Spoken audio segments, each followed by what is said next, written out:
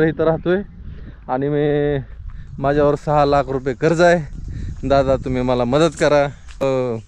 सगळ्याला मदत करायची म्हणल्यावर आम्हाला ही घर ही रान ही सगळं विकावं लागेल. नाही मदत. पाऊस चालू झाला बघा आता. दिसतोय का? बारीक टिपका आहे पण चांगलंच यायला लागलं आता.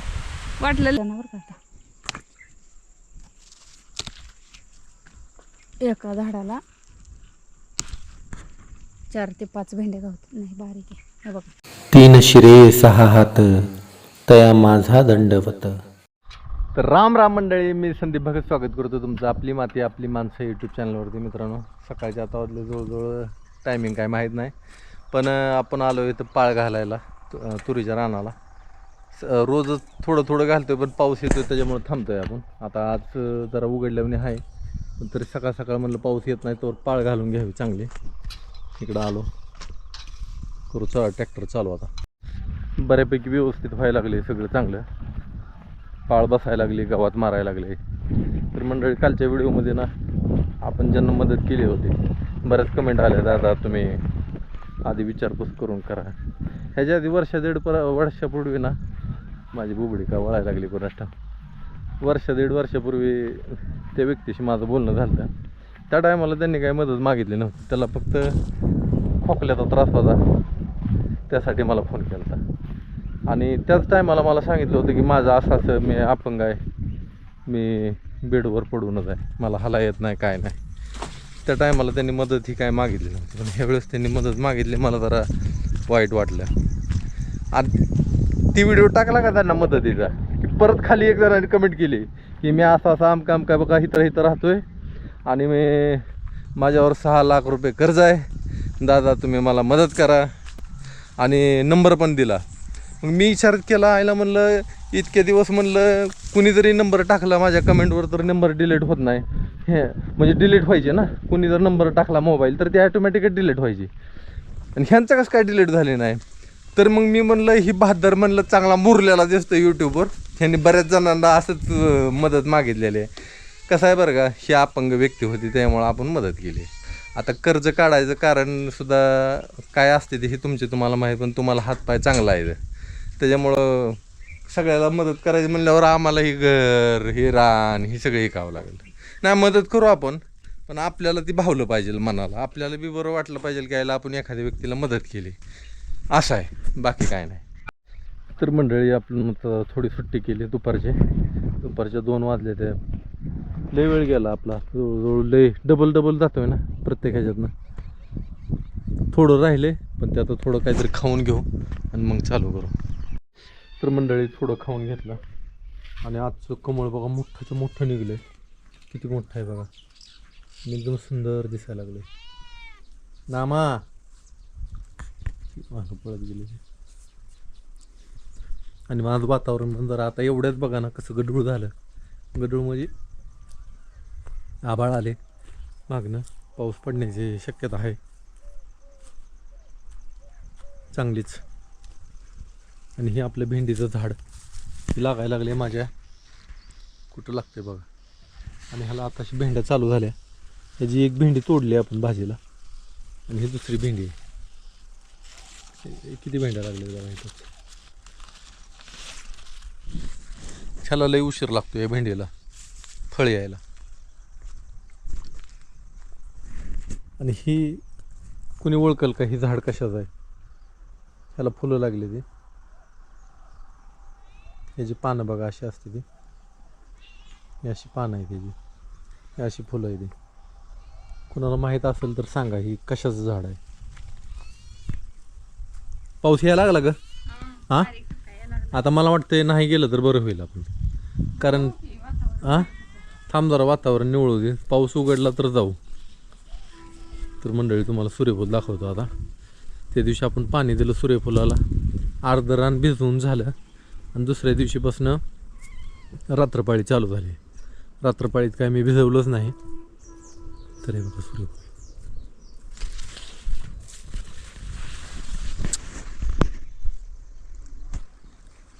गळ्याला लागायला लागले जवळजवळ माझ्या. कुठं बारीक आहे, कमरं एवढं पण आहे कुठं. आणि ह्याची फुलं आता 8 दिवसातच मला वाटतं ही उमलायला चालू होईल आता फुलं.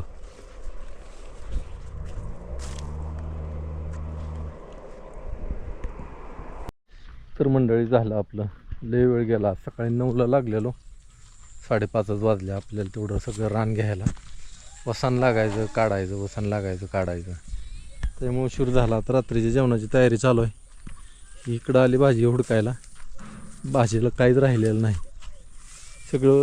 सगळं ही झालं आता.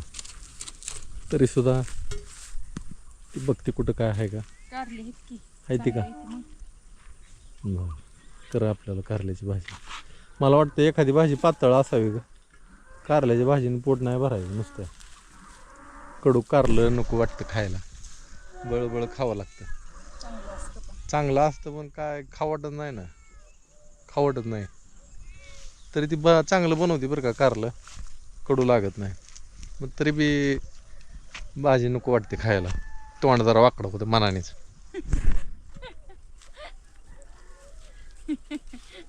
सगळं गोड गोड नसतं, कडू पण खायचं असतं. अगं दुसरी कशी तरी भाजी बनव, कशाची बनवू सकाळी आता? जेवण केलेलं आहे. कशाची बनवू बघा काय अरे देवा. मस्त दिशी. आपल्याला आहे भाजी पुरती हो का. दिवस अजून आहे बरा. काहींची एकदा जागा बदलतो. येऊ काय बदलून जागा. नाही त्यांना खायला काहीतरी गवत टाकलंय मी. टाकले का मग दोघींना. बरं एक बी टाकत होती की सारखा. बरं एक पिंडी टाकू परत मग कडव्याची. मग काय तर.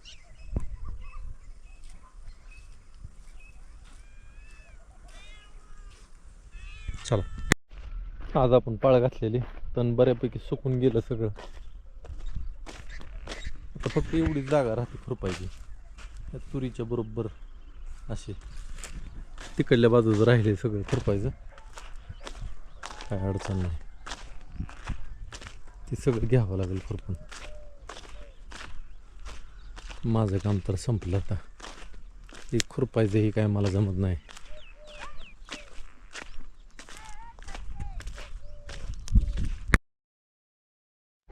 तर राम राम मंडळी, मी संदीप भगत स्वागत करतो तुमचं आपली माती आपली माणसं यूट्यूब चॅनलवरती. मी तुम्हाला सकाळची वेळ आहे.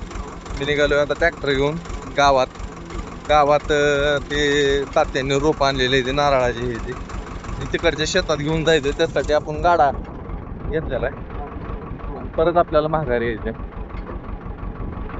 मका आपली बघा कशी दिसायला लागली, कणसं पण पडली चांगली मकाला आता.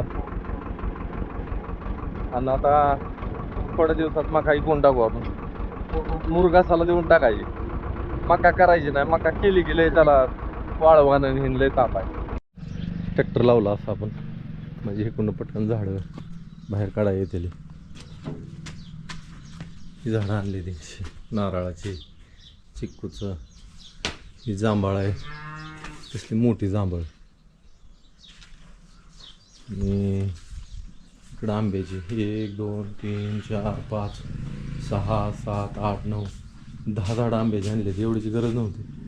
नारळ 1 2 3 4, 2 आपण तिकडे नेली, 4 2 5 6 7 8 9 9 10 11 झाडं आहे ते.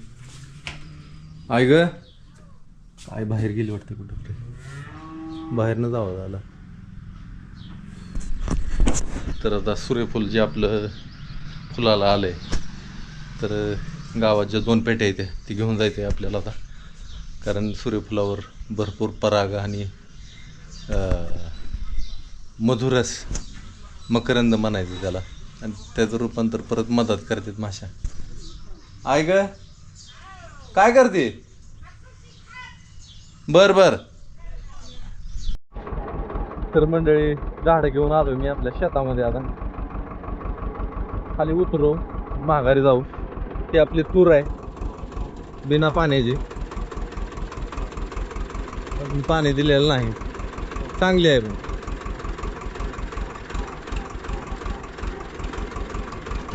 झाडं खाली ठेवली, प्रत्येक खड्ड्यापाशी एक एक झाड. तिकडे नारळाचे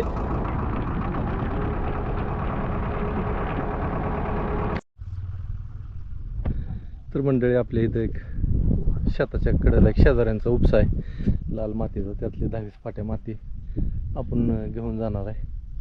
कारण झाडं लावायला ही मस्त आहे माती. आपल्या स्वप्नाच्या रानाला खाली खड्यात थोडे टाकायचे आणि झाड लावायचं, चांगलं येणार. ह्याच्यात जेवढं बसेल ही काही लय जास्त भरायला जमणार नाही, थोडंसं आपलं जेवढंच 10-20 पाट्या तेवढं टाकायचं. गाडी एवढी भरली आपली आणि बसत, कारण की ह्याच्यातून जास्त बसत बी नाही, खाली सांडणार आहे. एवढीच भरली. आईला सांगू खोरं पाठी ह्या वस्तीवर ठेवली म्हणून आणि हलवलं की तसं इथनं. आई बी फोन उचलते का नाही काय नाही.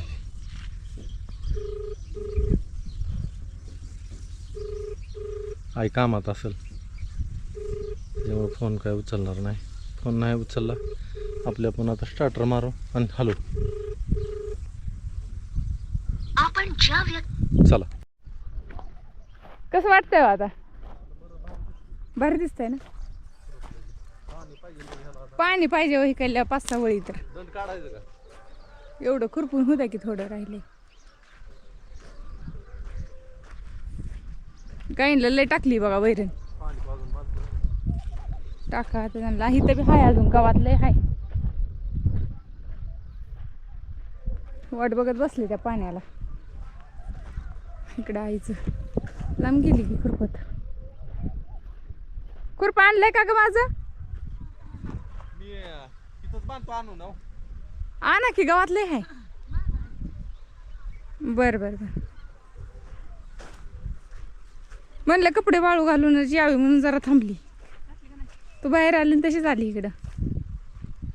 घातली की वाळू घालून चाली, म्हणलं पुन्हा येईन जा पावसाचं. पाणी प्यायचं का? हे आणलं बघ. ती म्हणतो आपण ध्यानात राहत नाही. बर बर चालतंय. बरं दिसायला लागला खुरपल्याला.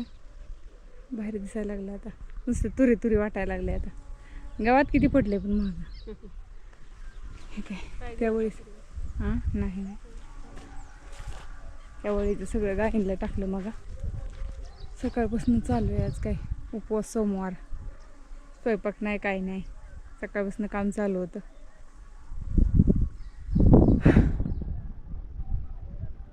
गाईने हे लागलं पाण्यावर.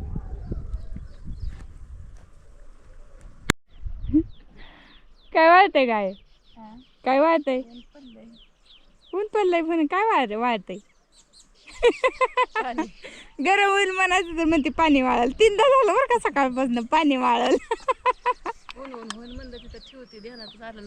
शेंगा वाळवायच्या डोक्यात बसलेलं ती पाणीच वाळल म्हणते आता. वाळून जाईल म्हणायचं, ते पाणीच वाळून जाईल म्हणते. ठेव, हसू नको बाय, ठेव. मला असं येतंय.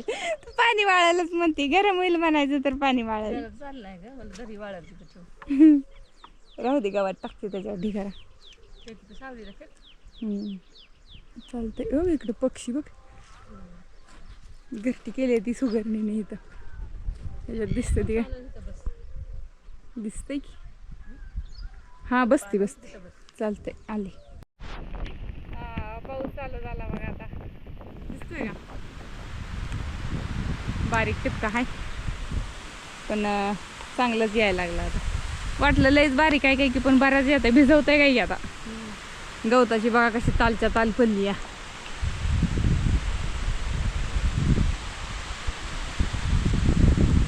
चांगलं झालं आता. झाडांची आंघोळ करते. पाऊस गेला. पाऊस होता. आम्ही सुद्धा कामाला लागायला लागलो. आणि इथं हो काय सुगरणी सुद्धा आहेत आहे का, लागल्या कामाला घरटं बनवायच्या त्यांच्या. आता आपण थांबलो होतो इकडे झाडाखाली. हा ती नव्या हराळीच करते ती, ताज्या हिरव्यागार. फोन आला कोणाचा तरी. आली शेवग्याच्या झाडापाशी. आता सुट्टी गेली रानात ना. आता जेवणाचं बघावं म्हणलं संध्याकाळचं काहीतरी यारवाळीचं. शेवग्याच्या झाडाला शेंगा आहे त्या. जमतेला का काढायला बघू. हां हां जातच नाही तुझं लाकूड तिथपर्यंत. थांब थांब तसं नको काढू, मी काढते पायपाने सरक. आपल्याला शेवग्याच्या 2 शेंगा गवल्या. म्हणलं त्याच्यावर काय थोड्या रस्सा भाजी होईल. पण इथं भेंड्या मस्त आल्या त्या. पाणी नसल्यामुळे तुटना बरं का आता. एका झाडाला 4 ते 5 भेंड्या गावतात. नाही बारीक आहे हे बघा. इकडं पण आहे त्या भरून करायची अख्खी.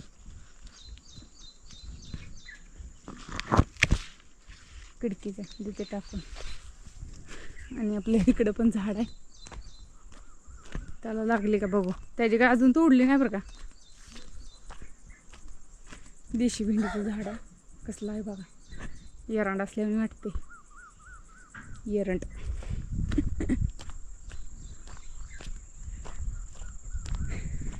जिकडे तिकडे बीज पडले आपल्या. तुळशीसुद्धा सगळ्या अंगणात आलत्या पण मुरुम टाकल्यामुळं गेल्या. ओके इकडे पण बघा देशी भेंडीची भेंडी. ही पांढरी भेंडी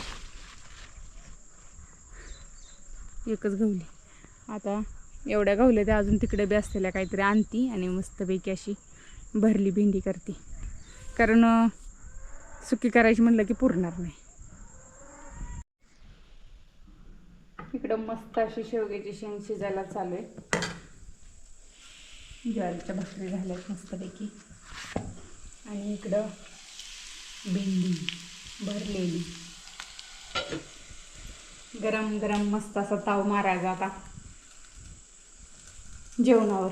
सकाळपासून जेवण नाही, आज उपवास आहे ना, त्यामुळे लवकर जेवण घ्यायचं. या तुम्ही पण जेवायला.